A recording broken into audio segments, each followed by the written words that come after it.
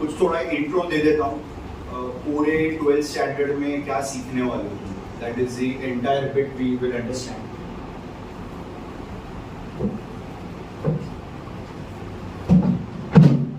Now your all topics for your 12th standard are there in front of you.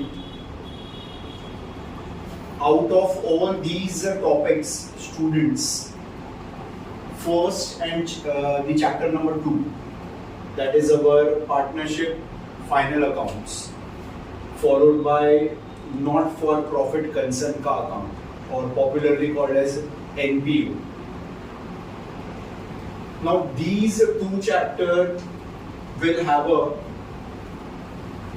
compulsory question and the weightage of sum, मतलब जो उसका sum तुम लोगों को आएगा, that is varying at 12 marks each.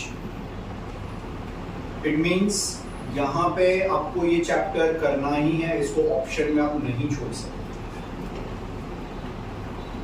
If in the 11th standard you had done final accounts, even little bit also, it will be easier for you people to go for 12th standard final accounts. और जिनके basics इतने clear नहीं है, we will make sure that we take some effort behind that, because we cannot keep 12 marks at stake.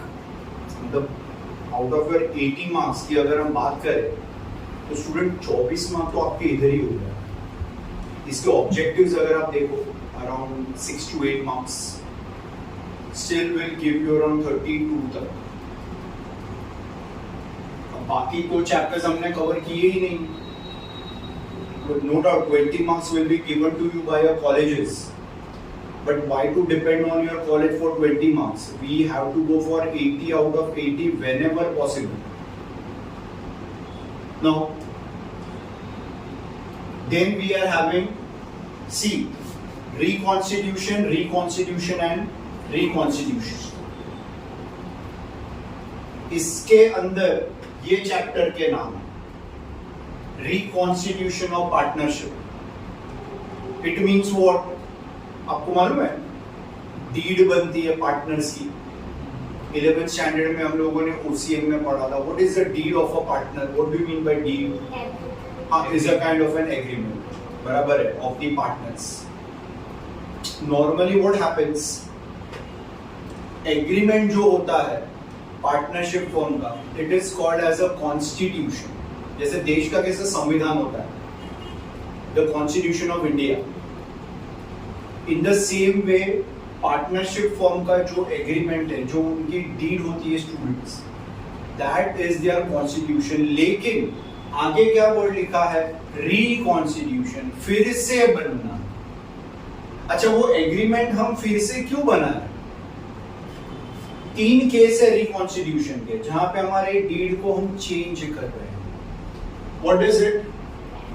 Admission of partner, retirement of partner and death. मतलब नया partner आ रहा है तो हमें कॉन्स्टिट्यूशन में चेंजेस करना पड़ेगा, डीड में चेंजेस करना पड़ेगा.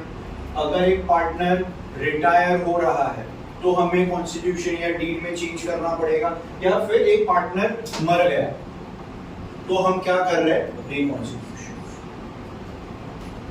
समझा रिकॉन्स्टिट्यूशन का मीनिंग तुम लोगों को? बराबर है. अब क्या ध्यान में रखना, देखो what is mentioned over here, optional, but you can see the weightage is different. Death की बात करूं, बोर्ड क्या कर रहा है? एडमिशन और रिटायरमेंट के बीच में option, either of the one. आया समझ में तुम लोग को? मतलब या तो तुम एडमिशन अटेम्प्ट करो ऑफ पार्टनर, या तो तुम क्या करो? रिटायरमेंट ऑफ पार्टनर अटेम्प्ट करो. That is up to you. This is an option. Other than that, death of partner का वेटेज अगर आप चेक करोगे 8 मार्क्स का वेटेज है. लेकिन आप चेक करो यहां पे कुछ चैप्टर्स दिए, देखो इशू ऑफ शेयर्स हो गया एंड फाइनेंशियल स्टेटमेंट, और स्टूडेंट उसके साथ computer in accounting. 1, 2, 3 and 4. 4 chapters is of 8 marks. So what these people are doing, board people, death of partner is normally coming with option of what? Issue of shares. And financial statement जो है is having an option with computer in accounting, and computer accounting is completely a theory chapter. What is the meaning of theory chapter? इसमें कोई सम नहीं, मतलब first chapter से लेके 9th chapter तक के तुम्हारे जितने भी टॉपिक्स है सारे practical problems, sums based. But यहाँ पे जो चैप्टर आने वाला है ये एक थियोरी क्वेश्चन आएगा, मतलब these two question, the chapter 9 and 10 ये ऑप्शन में रहेगा, एक अटेम्प्ट करो, या तो फिर आपको क्या करना है, डेथ ऑफ पार्टनर के साथ क्या आएगा, issue of share. This will be an option for you people. And then we are having what, ये देखो, dissolution of partnership firm with bills of exchange. ये दोनों चैप्टर का भी वेटेज कितना दिया है, 10 मार्क्स है, इसमें से कोई भी एक। अब इतने चैप्टर्स है, ऑप्शंस आर अवेलेबल, लेकिन यहाँ पे तो हमें ये कंपलसरी करना ही है। और अपना जो इनिशियल टाइम जाएगा, जो हमने अभी लेक्चर्स चालू किए हैं, अपना टारगेट यही रहेगा, we are finishing first 2 chapters first. मतलब ये जो आपका 24 मार्क्स का काफी हद तक का जो सिलेबस है वो हम लोग 2-1 महीने में पहले कवर कर देंगे। मतलब we will also have other subjects also, ऐसा तो नहीं कि खाली अकाउंट्स ही लेना है, बट इनिशियली कुछ दिन तक जब तक आपको ग्रिप नहीं मिलती है, specially will start with what, final account हम शुरू करेंगे, एक बार इसमें थोड़ा ग्रिप मिल जाएगा तुम लोग को, then we will go for the other subjects. But the first 2 months, normally by the month of June we complete NPU. जून के 15 तारीख तक ये अपना हो जाता है, we have ample time, 60 दिन। तो बाकी सब्जेक्ट के साथ साथ भी अगर हम चले, we can still finish your, तो by the time when your college begins, you will be in a good position कि एटलीस्ट आप लोगों को वहां पे ये चैप्टर्स के तो आंसर आप कॉन्फिडेंटली दे पाओ। Then you will have different chapters step by step जाएंगे, तो मेजर चैप्टर पहले cover.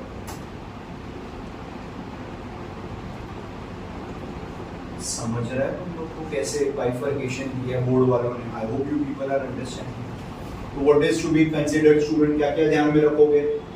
Admission, retirement, anyone normally, dissolution and bill of exchange, बराबर है। What is the meaning of dissolution of partnership form?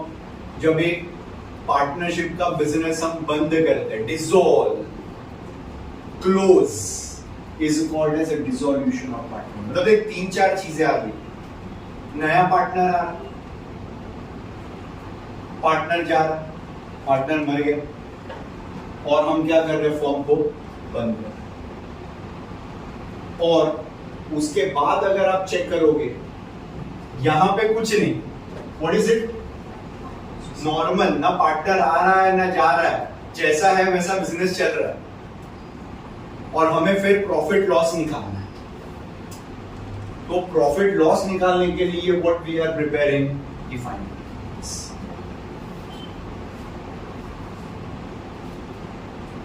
Getting this.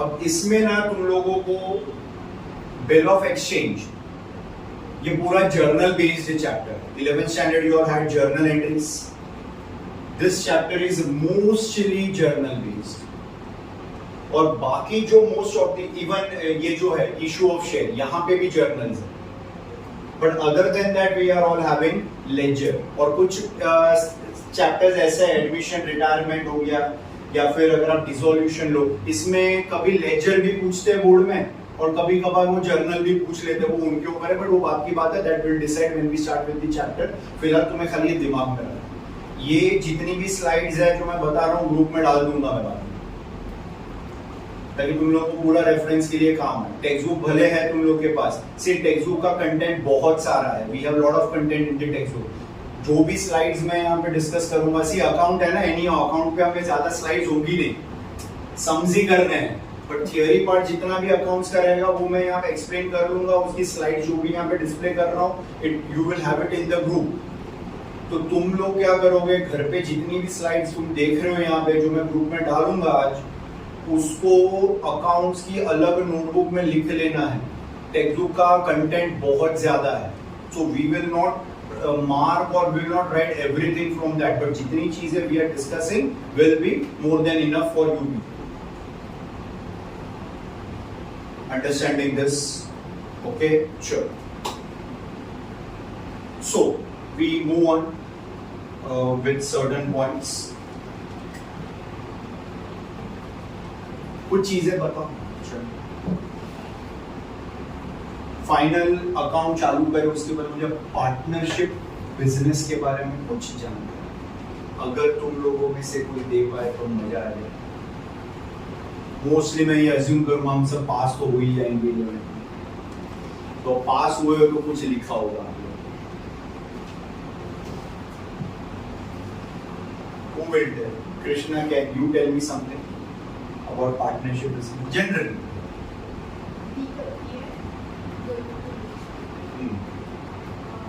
जिसमें वो लोग profit share करते हैं और लॉस भी बेयर करते हैं। ओके,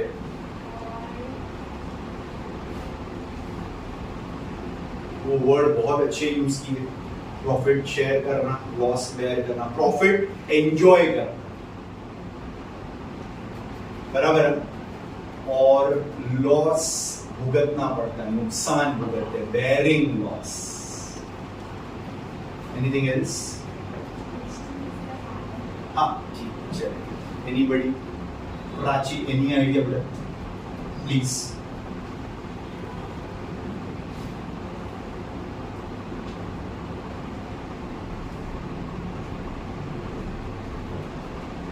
मैडम, पार्टनरशिप ओपन करने के लिए मिनिमम 2% रिक्वायर्ड रहते हैं, जो इसमें वाला वही सेम एग्रीमेंट होता है तो ओके। नाउ ब्रीफिंग दे रहा हूं कुछ बेसिक चीजों की, सुनो समझो। Whenever a person decides to start a business, first decision ये होगा कि आपको कितने लोगों के साथ बिजनेस करना है। सुनो और समझो। मैं सोचता हूं कि मैं अकेला बिजनेस करूं, मुझे मेरे साथ कोई नहीं चाहिए। सोल ट्रेडर हो जाएगा, मालूम है सोल ट्रेडर? सोल ट्रेडर का दूसरा वर्ड क्या होगा? प्रोप्राइटरशिप। Proprietorship business. मैंने बिजनेस चालू किया स्टूडेंट, उसमें मैंने पैसे इन्वेस्ट किए, मालिक भी मैं, पैसा मेरा, प्रॉफिट होगा तो भी मेरा, लॉस हुआ तो भी मेरा। मैं ना प्रॉफिट शेयर करूंगा ना मैं लॉस शेयर करूंगा क्योंकि वो बिजनेस जो है वो सोल ट्रेडिंग बिजनेस, प्रोप्राइटरशिप। मैं क्यों मेरा प्रॉफिट किसी को दूं जब किसी ने पैसा डाला ही नहीं है? तो बराबर है। लेकिन उससे ऊपर अगर हम चले, अब जो स्लाइड मैंने तुम लोगों के सामने प्रेजेंट की थी यहां पे, see how many chapters are on partnership? 1 2 3 4 5, बराबर है। यहां तक अगर हम चले सब पार्टनरशिप के ऊपर, तो 12th का most of the syllabus Indian partnership act of 1932 के ऊपर चल रहा है। एक्ट आपको याद रखनी पड़ेगी स्टूडेंट, कई बार क्वेश्चन आया हुआ इसके ऊपर।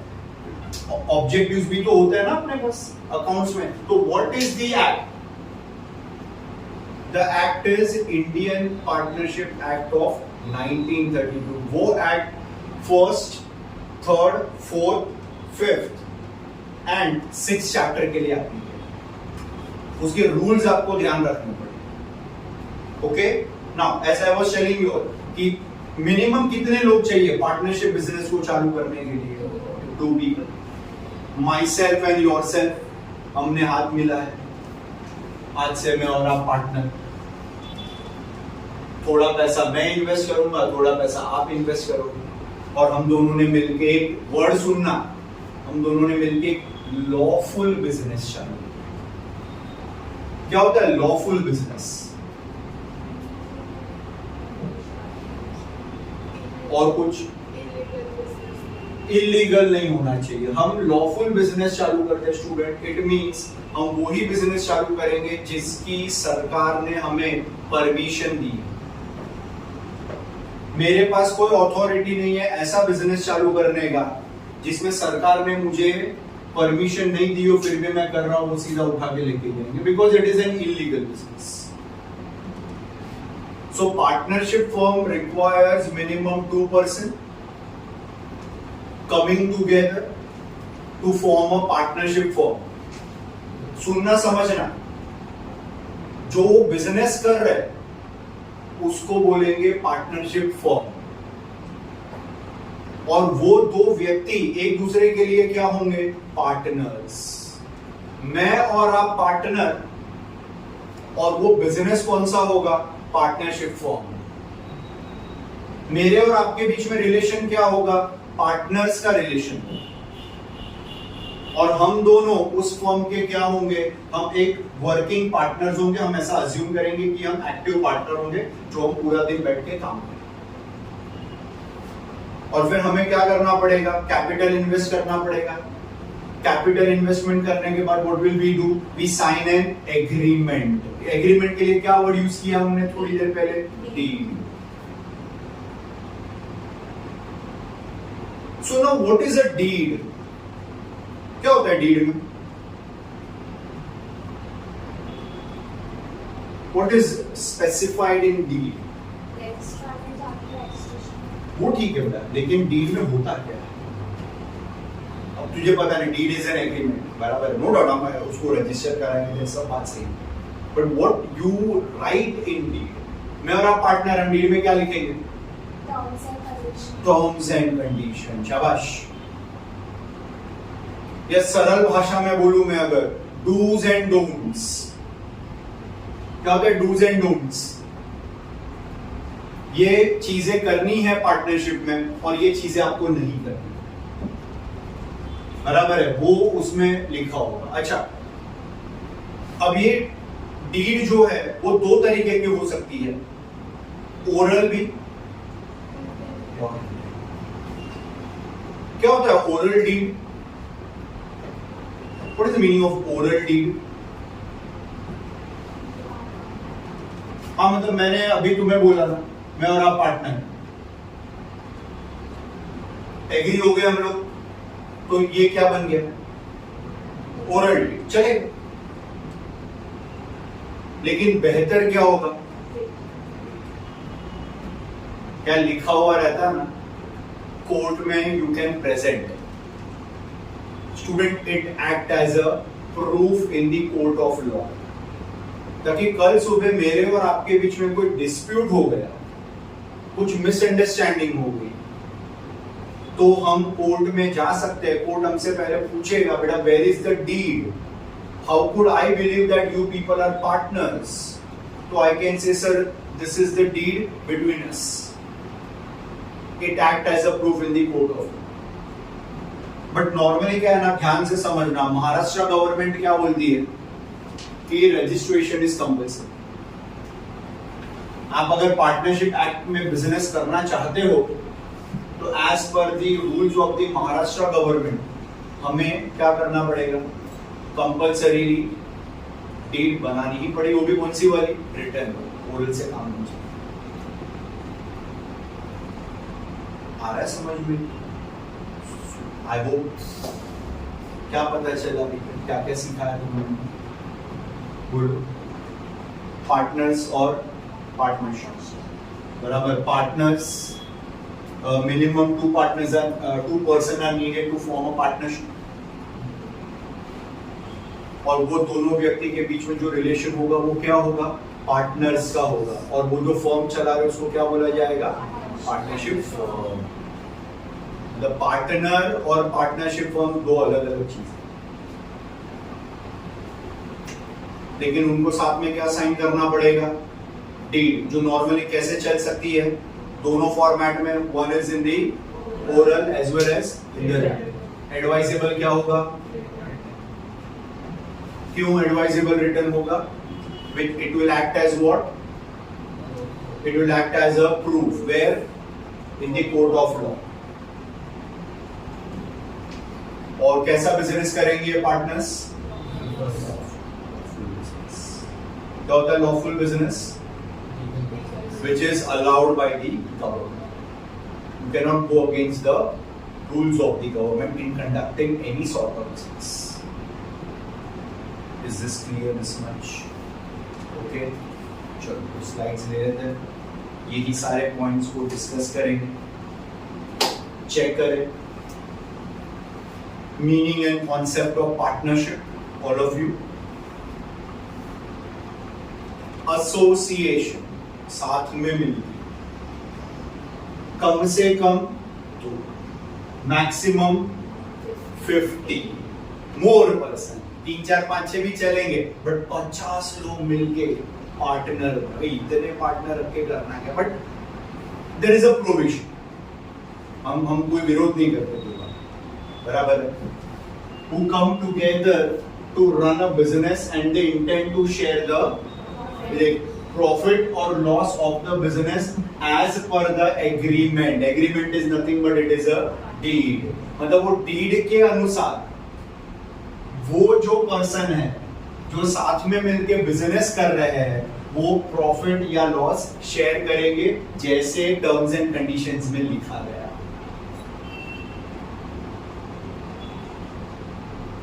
आगे, the business may be carried on all by all the partner or by some partner on behalf of all। क्या मतलब है ये? A, B, C and D, सुनना, 4 पार्टनर है। Business may be carried on by all the partners, मतलब चारों रोज office आते हैं, चारों काम कर रहे हैं, चारों लोग मिलके बिजनेस को कैरी कर चला रहे हैं। लेकिन दूसरा ऑप्शन क्या दिया उन लोगों ने? और by some partner on behalf of all. What does it mean? A, B, C, D 4 partners. D बोलता है मैं खाली पैसा इन्वेस्ट करूंगा, मैं आऊंगा नहीं, तो बिजनेस कौन चलाएगा? A, B and C on behalf, बराबर है, मतलब वो बोलेगा मैं नहीं आऊंगा, मेरे बिहाफ पे तुम लोग चला। तो A B and C active partner बनेंगे, वर्ड को पकड़ना जो मैं बोल रहा हूं, A B and C active partner, और डी जो हो जाएगा वो स्लीपिंग पार्टनर बन जाएगा। स्लीपिंग मतलब क्या होगा? वो हाँ, मतलब वो बोलेगा भाई I invest the money and you run the business. तो either all partner will operate and carry or some partner will work on somebody's behalf। तो ये ऑप्शन रहेगा, बट स्टूडेंट आप जो भी कर रहे हो ना ऑन बिहाफ या जो भी है वो सब क्या करके लेने का? मैं आऊंगा नहीं, मैं पैसा दे दूंगा, बाद में कल गड़बड़ नहीं, तू तो आता नहीं है, तूने खाली पैसा दिया है तो मैं तुझे प्रॉफिट क्यों दूं? तू नहीं आता इसलिए नुकसान हो जाता है, भाई ये सब नहीं, ये डिस्प्यूट के लक्षण। तो पहले ही सब कंडीशंस क्लियर कर डालो ताकि ये केस में गड़बड़ी नहीं। Understanding all of you? Okay, come on next. क्या लिखा है? ये हमने पढ़ा हुआ है। Minimum 2 persons are required to start a partnership firm, कम से कम 2 लोग लगेंगे।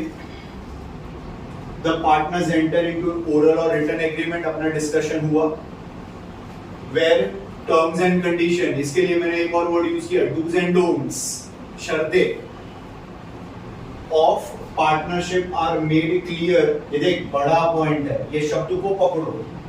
क्या लिखा है? Terms and conditions of partnership are made, सब काम करेंगे या किसी के बिहाफ पे कोई काम करेगा, ये सब पहले नक्की कर लो ताकि कल झंझट नहीं चाहिए। सुबह सुबह आओ, एक दूसरे का मुंह देखो, मुंह देख के भौंकने का मन करे, ये सब नहीं होना चाहिए भाई। सब बात क्लियर है, समझ रहे हैं तुम लोगों क्या बोल, फिर डाउट्स आएंगे क्लियर करो। Okay, it is advisable to have written agreement among the partner best, ताकि कल सुबह क्या हो जाए, क्या होगा और क्या कर सकते हैं, रिटर्न होगा तो प्रूव कर सकते हैं। कहाँ पे? कोर्ट ऑफ लॉ, बराबर है, क्योंकि कोर्ट ऑफ लॉ बोलना पड़ता है, उसका रीजन टेनिस का भी तो कोर्ट होता है, तो हम खाली कोर्ट नहीं बोल सकते, फुट कोर्ट, तो कौन सा कोर्ट? इस कोर्ट ऑफ लॉ, कानूनी तौर पर अदालत।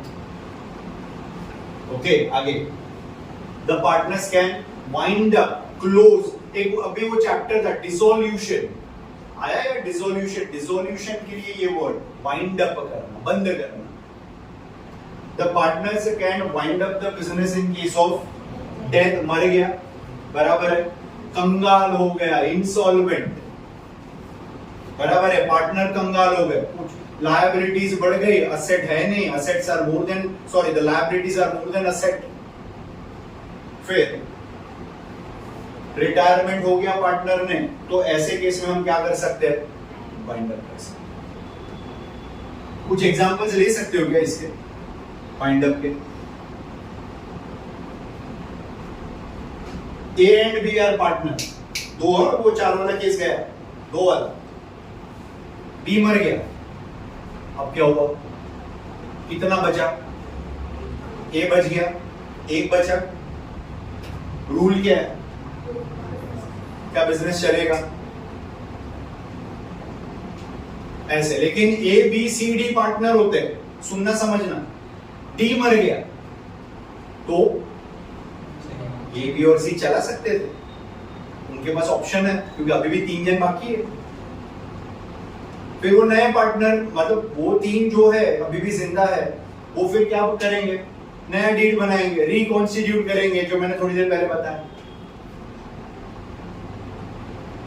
बराबर है, क्योंकि एक पार्टनर का अनफॉर्चुनेटली यहां पे अगर हम कंसिडर डेथ हो गया, या एक पार्टनर बोल रहे भाई A and B are partner, फिर से 2 केस, बी रिटायर्स, ये बोल रहे भाई मैं अकेला कैसे चलाऊंगा, तो मेरे को फिर क्या करना पड़ेगा? डिसॉल्यूशन, बंद करो।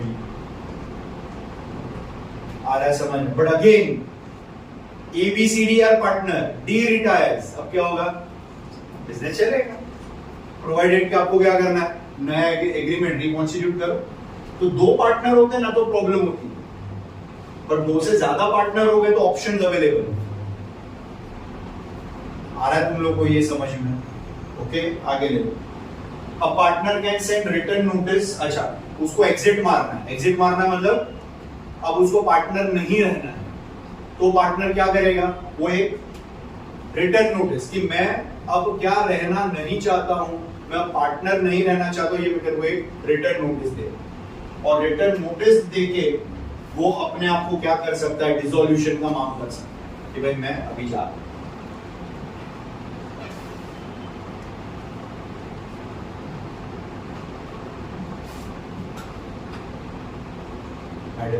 Clear?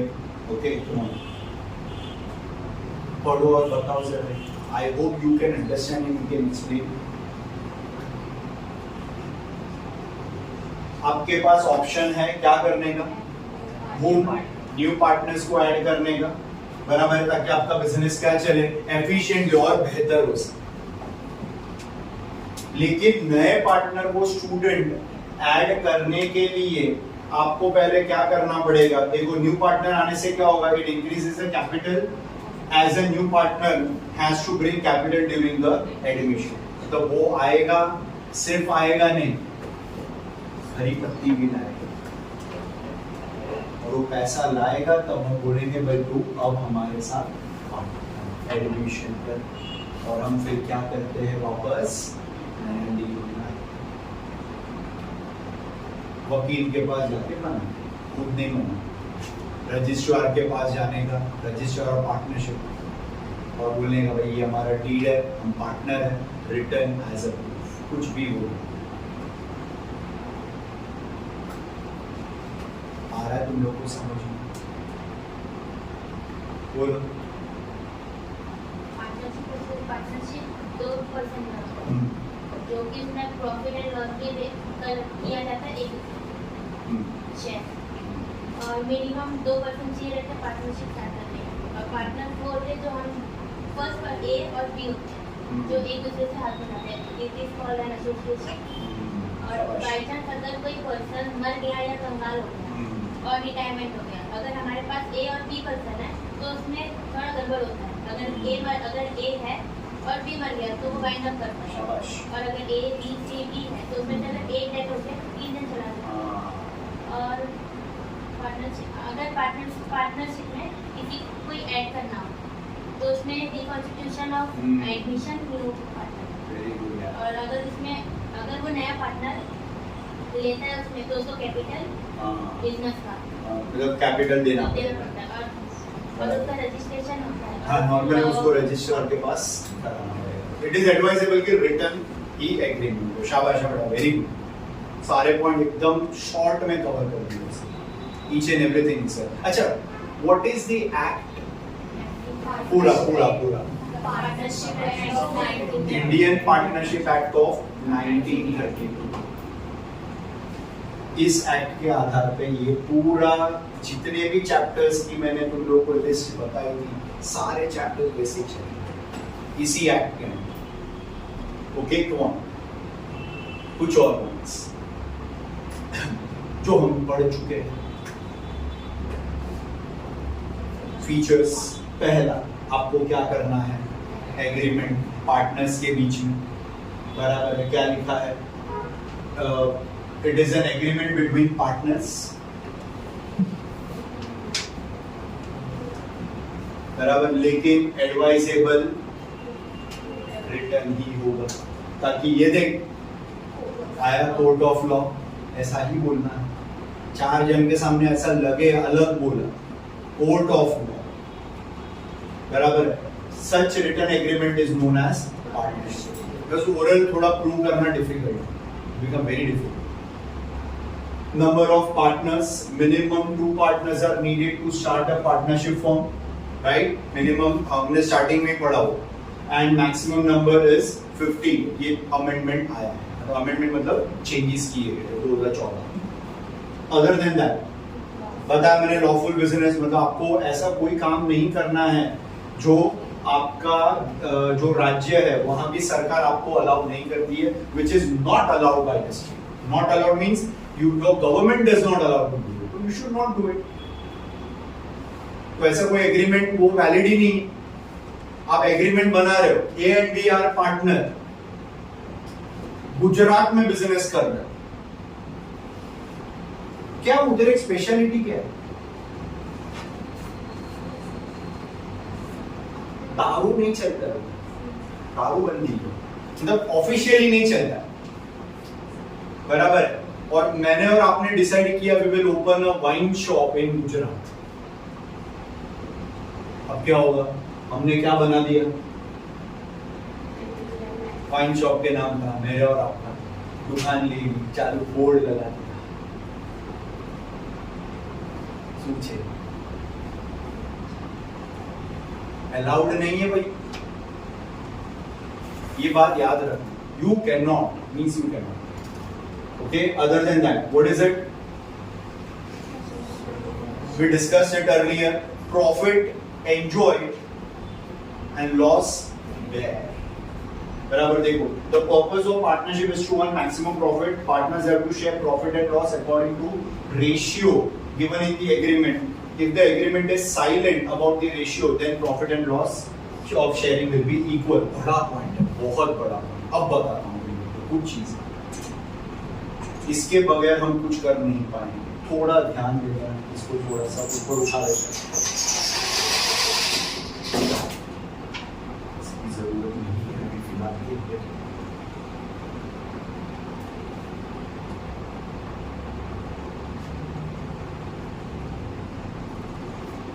Now what is mentioned, इसको थोड़ा ध्यान देना। ये थोड़ा देखो स्टूडेंट क्या लिखा है। अब जो भी प्रॉफिट कमाते हैं और आपने जो क्या बनाया है, या आपने जो डीड बनाई, अब थोड़ा समझना, अब ये थोड़ा अलग होना। ये जो डीड हमने बनाई है, वो डीड में आपको क्या शो करना पड़ेगा? आपको शो करना पड़ेगा profit sharing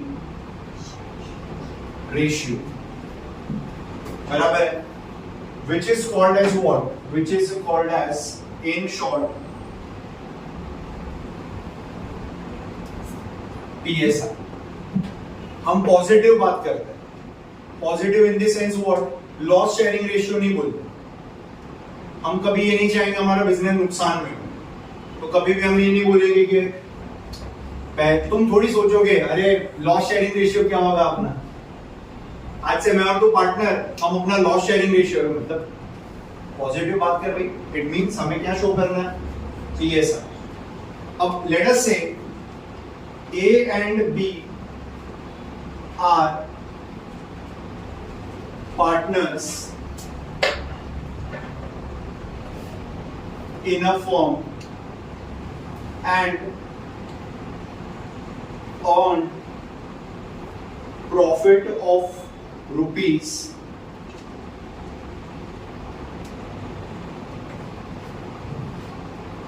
40,000 during the year, and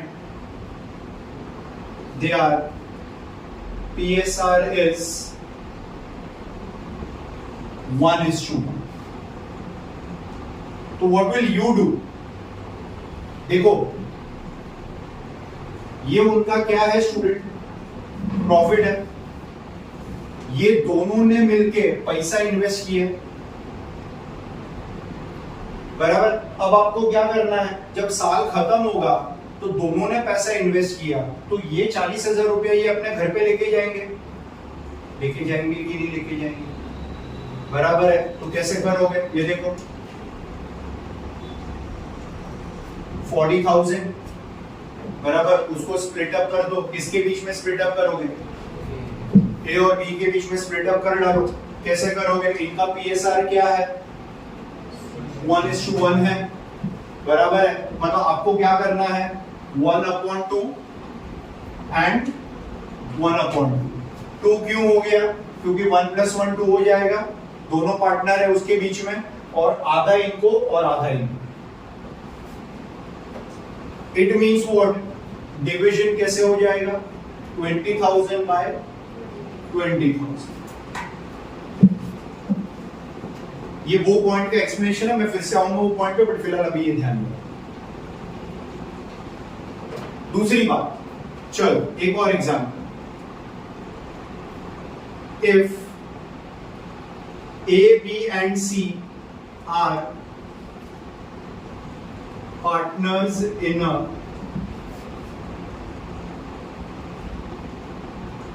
partnership firm, the profit during the year is rupees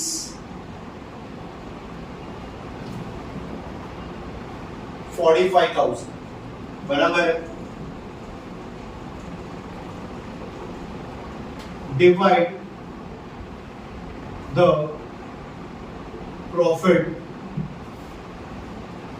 in their PSR। समझा मैंने क्या लिखा? क्या लिखा बताओ? 3 पार्टनर है, उनका प्रॉफिट है 45,000 का। एक वस्तु मिसिंग, शाबाश, रेशियो। ये देखो इधर लिखा हुआ है, यहां पे जो है वो रेशियो आपका गिवन है, लेकिन ये क्वेश्चन जो लिखा गया है या ये केस हमने जो लिया है उसमें PSR is missing, it means, ये वेरी एक बड़ा पॉइंट है, थोड़ा ध्यान से समझना। It means here the partnership deed is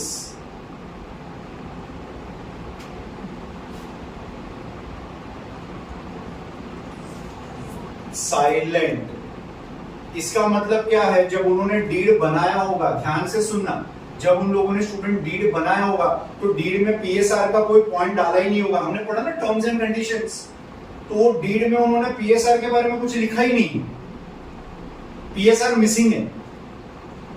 तो इसका मतलब क्या हो गया कि जब उनका प्रॉफिट बढ़ेगा वो अज्यूम करने का कि इनके बीच में, then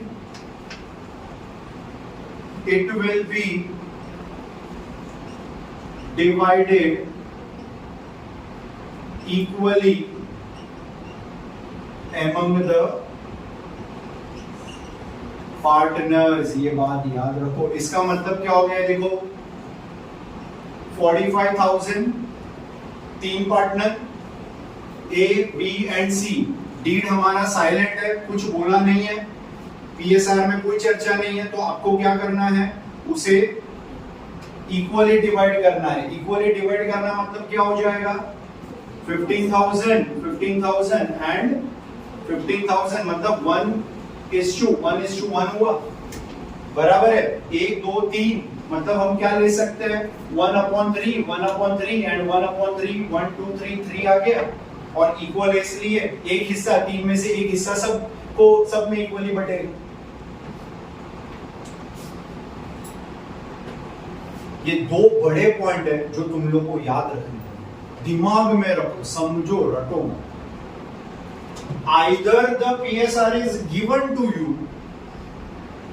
divide accordingly, and if in the question the PSR is not mentioned, it means the deed is silent among the partners, then we are considering what? We are considering equal distribution of profit or loss among the partners.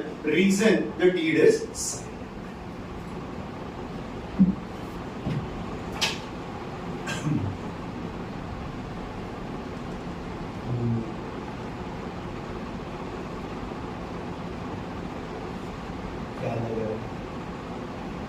क्या समझा, क्या है और क्या नहीं है? Sir एक में पीएसआर है और एक में नहीं है। क्वेश्चन में सर कुछ बोला नहीं तो मैं क्या करूं, किसको पूछने जाऊं? मेरा बाजू वाला भी मेरे जैसा, वो भी मुझे पूछ रहा है, तो उसका मतलब बेटा कुछ लिखा नहीं है तो साइलेंट है ना।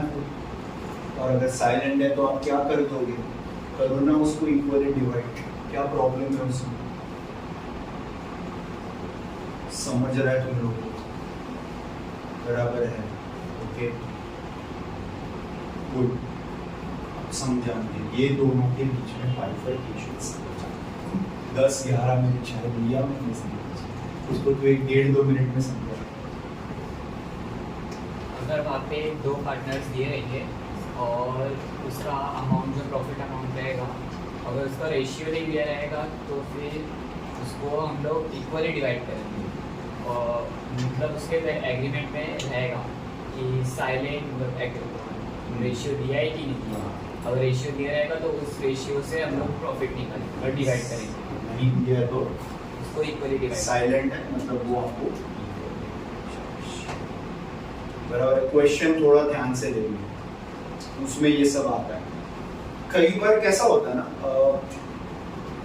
एक केस ऐसा भी बनता है थोड़ा अलग होता है, अलग in the sense, let us से A and B are partners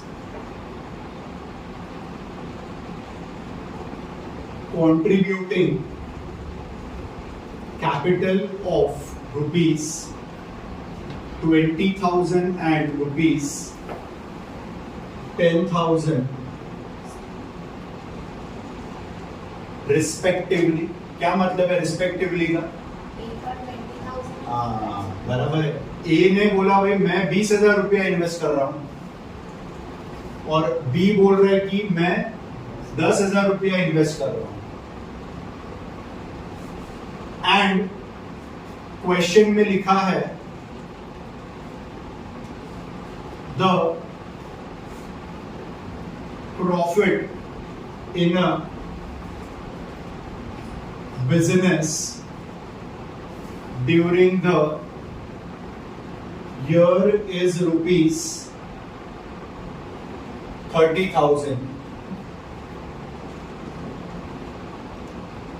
Then distribute it among the partners. बराबर है। Distribute among the partners as per their capital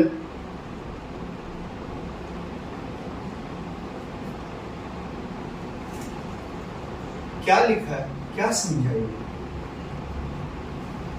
थोड़ा ध्यान से, ये ऐसे नहीं समझे। ए एंड बी ने मिलके कितने रुपए इन्वेस्ट किए? 20 and 10,000। उनको प्रॉफिट कितने का हुआ? Profit during the year is rupees, और अब आपको क्या लिख के दिया क्वेश्चन में?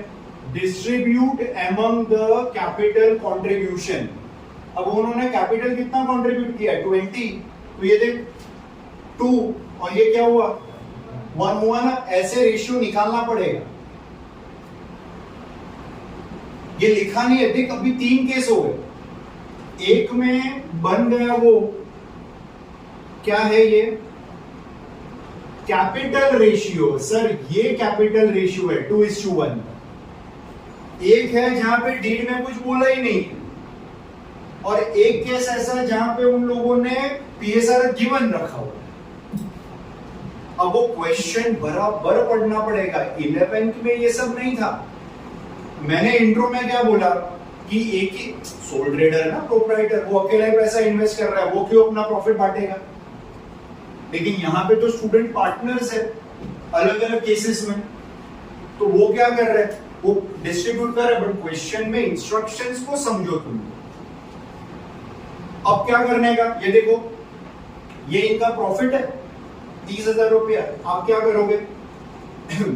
ए और बी, ए का जो पीएसआर है, ए's पीएसआर इज व्हाट? 2 बराबर। 2 क्यों? क्योंकि उसने कितना इन्वेस्ट किया है? 20,000। और बी का जो पीएसआर है इज 1 क्यों? क्योंकि उन्होंने कितना इन्वेस्ट किया? 10,000। तो आपको क्या करना है? therefore PSR is equals to 2:1। अब आपको क्या करना है? 30,000 को स्प्लिट अप करो कितने पार्ट में? 2:1। कितना आ जाएगा? 20,000 एंड 10,000। इस तरीके से बटेगा। ये इनका प्रॉफिट है जो डिस्ट्रीब्यूट।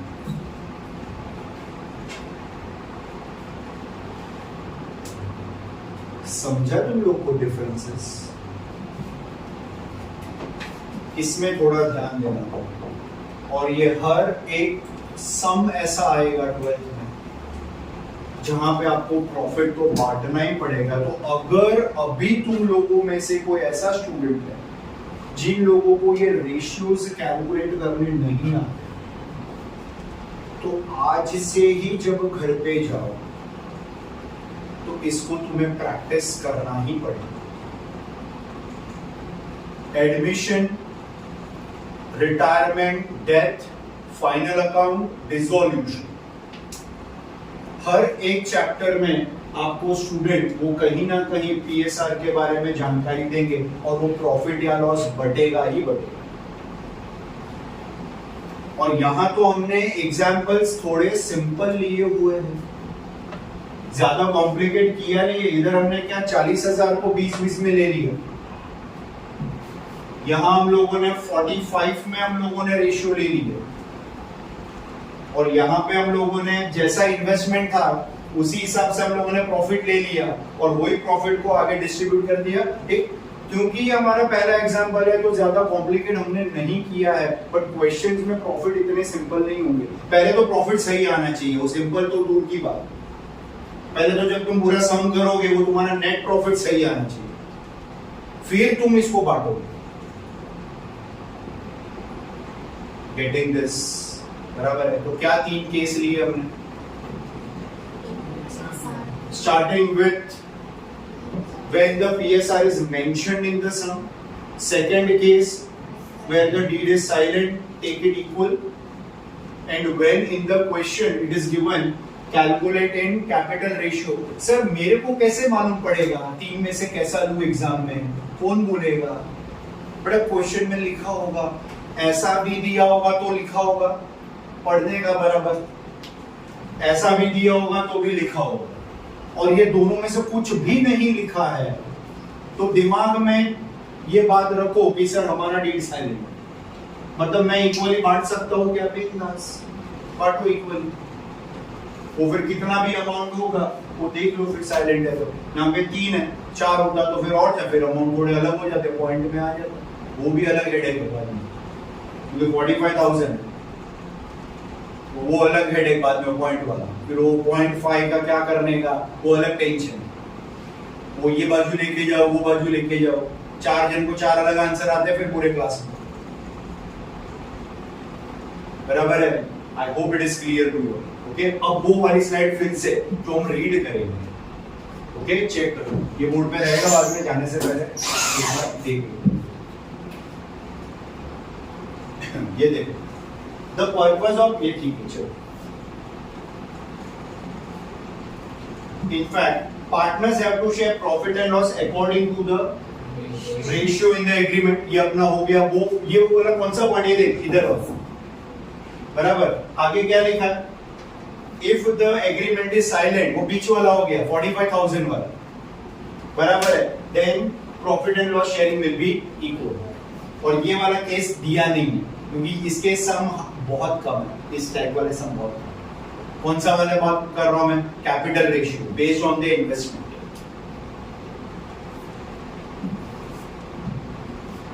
ओके, ये सारे पॉइंट एक बाजू रह गए।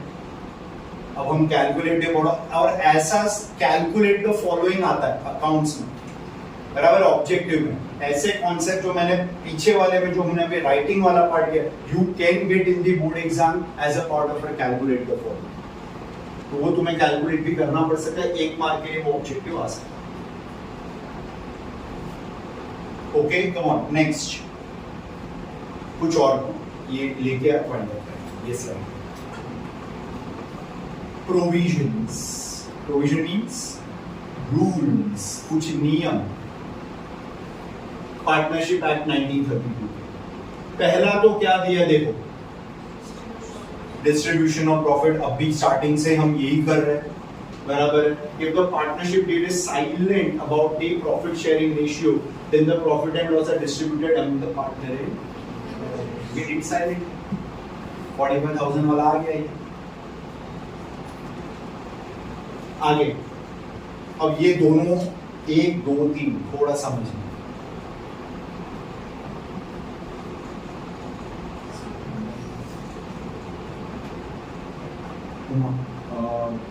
ड्राइंग्स का मीनिंग ले सकते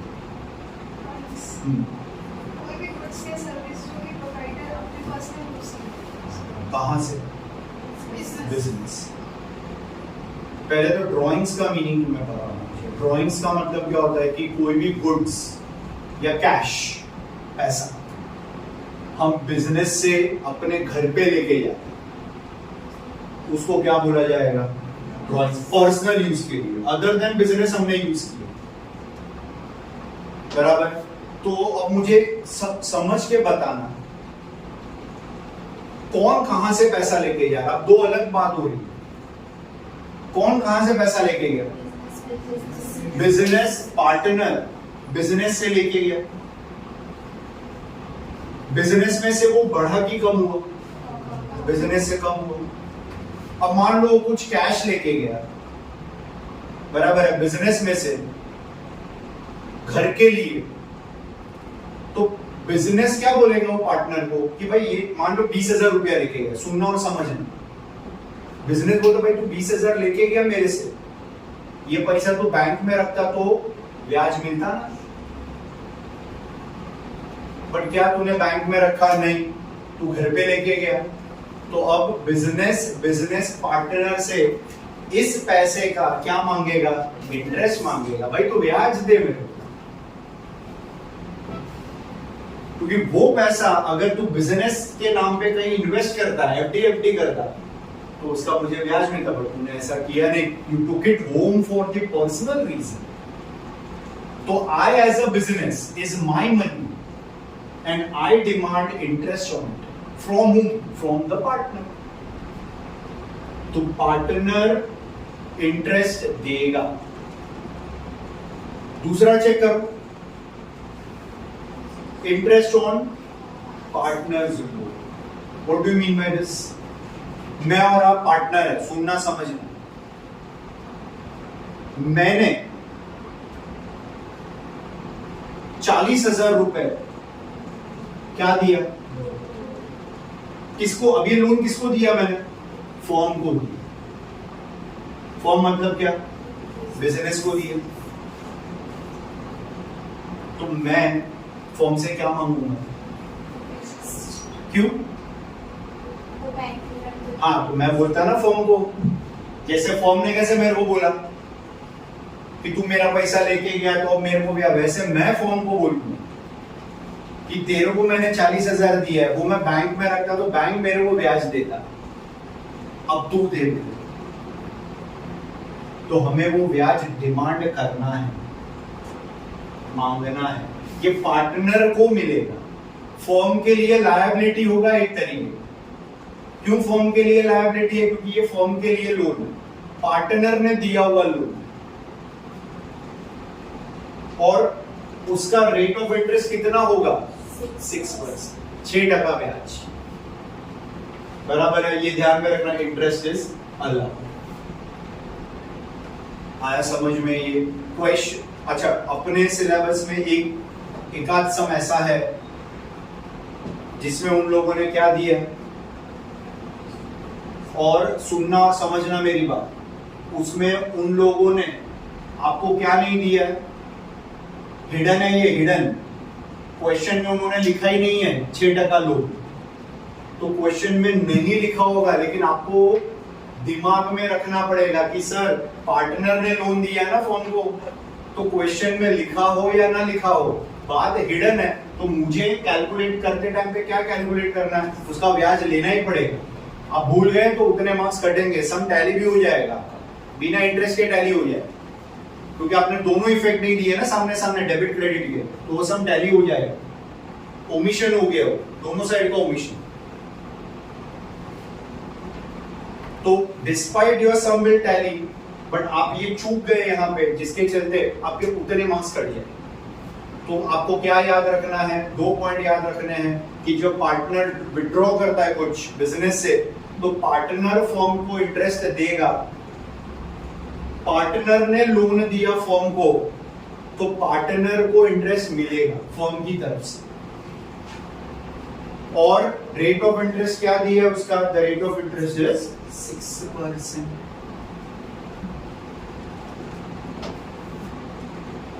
Right? And if it is not mentioned in the question, you have to make sure कि it is a provision. ये मैं नहीं बोल रहा हूँ, ये ब्याज का जो अमाउंट है ये आरबीआई ने भी स्पेसिफाई नहीं किया बैंक के द्वारा, but Indian partnership act 1932 act के हिसाब से ये रूल है कि आपको ये फॉलो करना पड़ेगा। ये it is specifically a provision. I don't understanding this. Okay, अब मुझे बताओ ये किसके लिए इनकम होगा और किसके लिए एक्सपेंस होगा? फर्म के लिए इनकम है और पार्टनर के लिए एक्सपेंस। ये वाला बिजनेस के लिए एक्सपेंस है, पार्टनर के लिए इनकम, क्योंकि लोन किसने लिया है? बिजनेस ने ली है, तो बिजनेस बोलेगा मैं ब्याज चुकाऊंगा। इसलिए बिजनेस के लिए interest on partner loan is an expense, क्योंकि वो लायबिलिटी के ऊपर इंटरेस्ट पे है।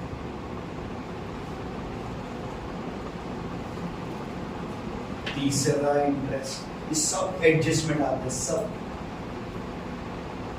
Interest on capital. अब ये थोड़ा सोच के कोई बताएगा क्या करोगे? किसने किसको पैसा दिया है? कैपिटल कौन दे रहा है, किसको दे रहा है? पार्टनर्स बिजनेस को दे रहा है।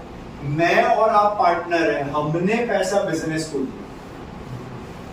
अब हम बिजनेस को क्या बोलेंगे कि ये पैसा मैंने तेरे को दिया है, ये पैसा मैं बैंक में रखता तो बैंक ब्याज देता ना मेरे को, तो अब तू दे। तो ऐसे केस में myself and yourself as a partner will ask interest from the business, interest on capital। ये हमारा अधिकार है, उस पे ब्याज लेना। आ रहा है समझ में? ये तीन केस, मतलब ये फॉर्म के लिए इनकम हो गया, ये फॉर्म के लिए एक्सपेंस हो जाएगा, और ये भी फॉर्म के लिए एक्सपेंस, क्योंकि बिजनेस जो है वो बिजनेस पार्टनर को ब्याज दे रहा है कैपिटल इन्वेस्टमेंट का, लोन का ब्याज भी फॉर्म दे रहा है पार्टनर को, और ये पार्टनर ने जो विड्रॉ किया उसका ब्याज जो है फॉर्म को मिलेगा।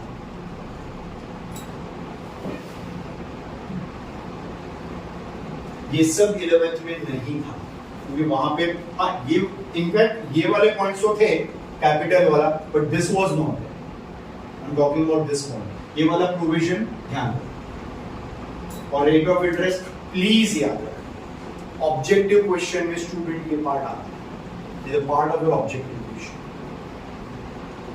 स्पेसिफाइड रेट है ये प्रोविजन क्या है। नेक्स्ट देखो, लास्ट 2 पॉइंट्स, सैलरी और कमीशन। ये सैलरी एम्प्लॉय की सैलरी से आप कंपेयर नहीं कर सकते,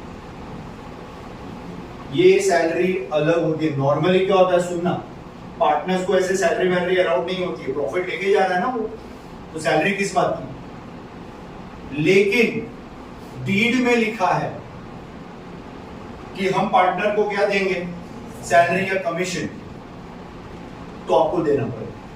normally it is not allowed, ऐसा जनरली अलाउड नहीं है, बट अगर उसमें डीड में लिखा हुआ है तो आप दे दो। तो ऐसे केस में क्वेश्चन में तुम्हें लिख के दिया होगा कि पार्टनर को कितनी सैलरी मिलने वाली है, या क्वेश्चन में ये भी लिख के दिया होगा कि पार्टनर को कितना कमीशन मिलने वाला है। This will be given in the question. हर सम में जरूरी नहीं आपको कमीशन या सैलरी दिया, बट अगर क्वेश्चन में ऐसा दिया तो ध्यान में आप सोच के बोलना, कौन किसको दे रहा है, कौन सैलरी किसको दे रहा है, कौन कमीशन किसको दे रहा है, और किसको कमीशन मिल रहा है। बिजनेस पार्टनर्स को सैलरी प्रोवाइड कर रहा है, तो बिजनेस के लिए इनकम है, एक्सपेंस है, एक्सपेंस। कमीशन भी बिजनेस के लिए एक्सपेंस है।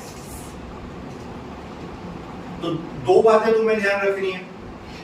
पहली तो ये कि it is not allowed. What is not allowed? To pay salary and commission, because partner जो है वो प्रॉफिट तो लेके ही जा रहा है। बट अगर कोई पार्टनर है जो एक्स्ट्रा एफर्ट कर रहा है, उसको लग रहा है भाई मैं ज्यादा मेहनत कर रहा हूँ बाकी लोगों से, तो ऐसे मामले में आप एक प्रोविजन रख सकते हो कि मुझे उसके ऊपर कुछ कमीशन या सैलरी चाहिए, तो आपको देनी पड़ेगी। वो जो भी डीड में लिखा होगा वैसे हमें सब में दिया होगा, ये डिटेल दी होगी। ओके, क्या लिखा है देखो, as per the provision made in the Indian partnership act 1932, no salary, commission, allowance or any remuneration, any amount, any returns is to be given to any of the partner for an extra work done। भाई तूने extra काम किया है, profit मिल रहा है तेरे को, ऐसा कुछ मिलने वाला नहीं है। लेकिन however if the provision is made in the deed, बताया मैंने डीड में लिखा हुआ है, मेरे को देने का भाई एक्स्ट्रा कुछ कमीशन विशन दे दो, जरा सैलरी दे दो, तो then the partner is entitled to get commission or salary as per the agreement, मतलब as per the deed जो लिखा होगा वैसे।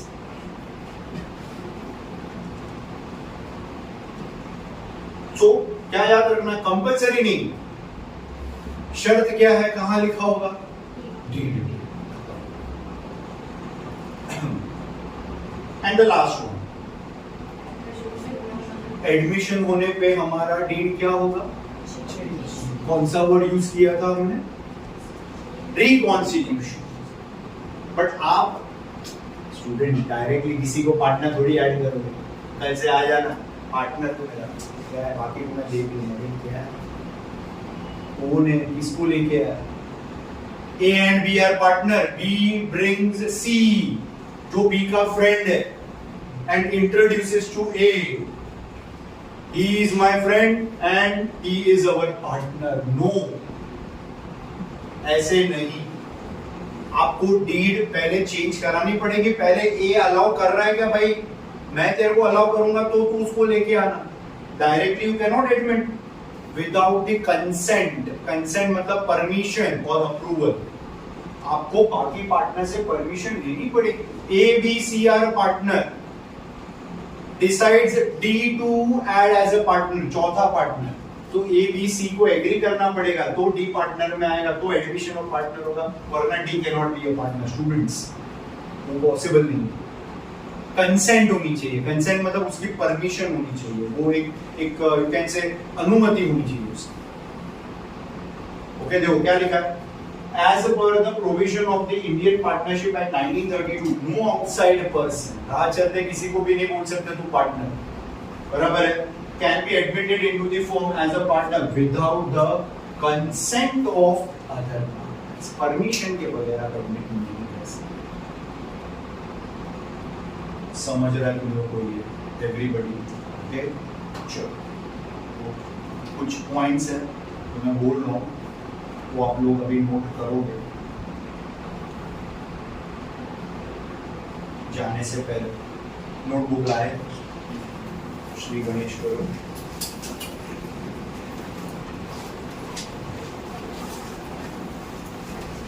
चैप्टर का नाम डालो भाई, डेट लिखो आज की,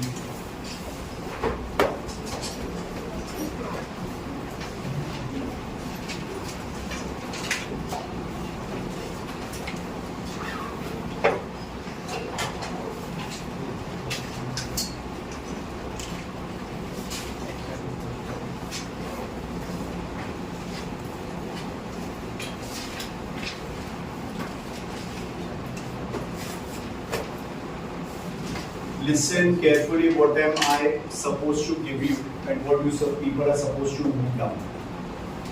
Initially at the starting of the lecture I told you that the slide will be uploaded in the group. Now what you people are doing, date and everything, write it down. Chapter का weightage 12 marks है वो note करोगे।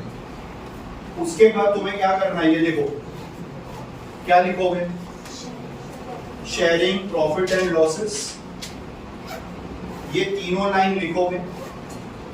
ये लिख के हो जाए, मैं कुछ टाइम दे दूंगा, फिर ये ऊपर चला जाएगा। आपको इसके पीछे का मालूम है क्या है, क्या केसेस थे वो तीन, क्योंकि वो स्लाइड में नहीं है इसलिए मैं लिखवा, क्योंकि अकाउंट्स मैंने इंट्रो में बोला कि पूरा अकाउंट स्लाइड में नहीं होगा।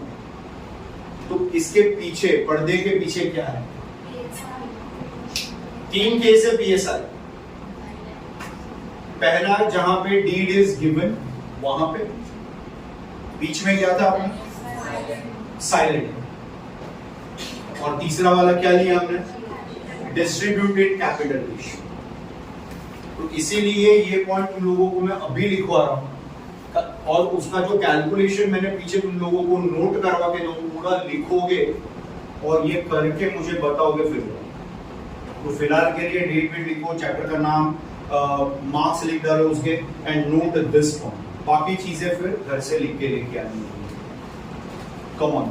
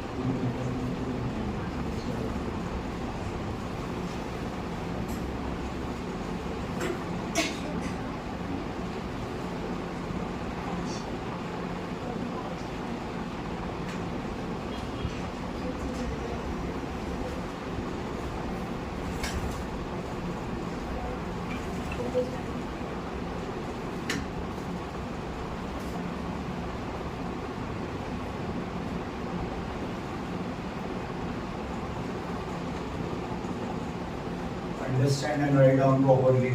Only the fourth point, nothing else.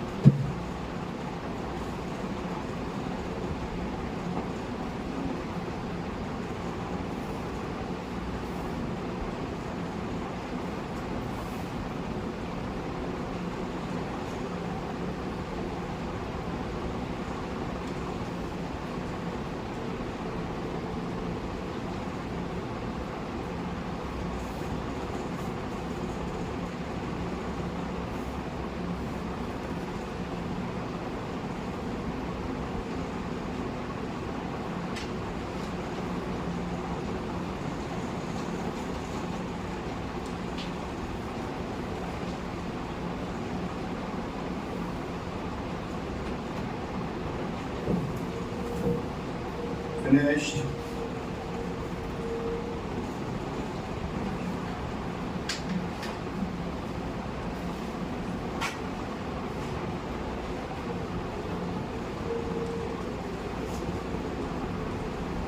लिखा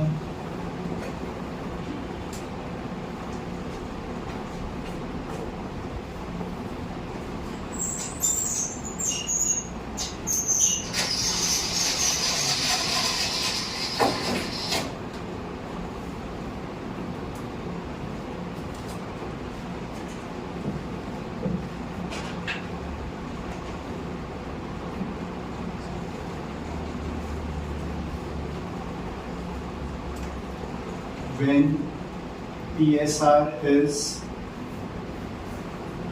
given,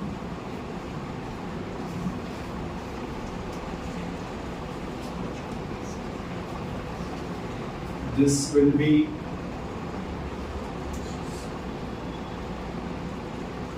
when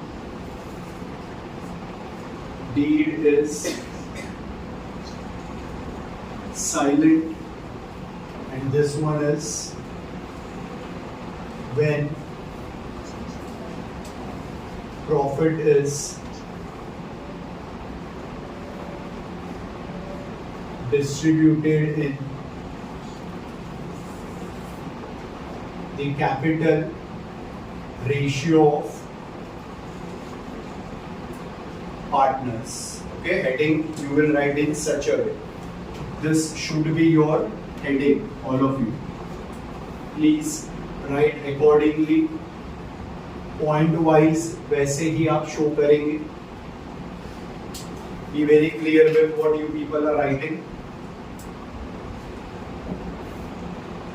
Any doubts? Get it cleared now.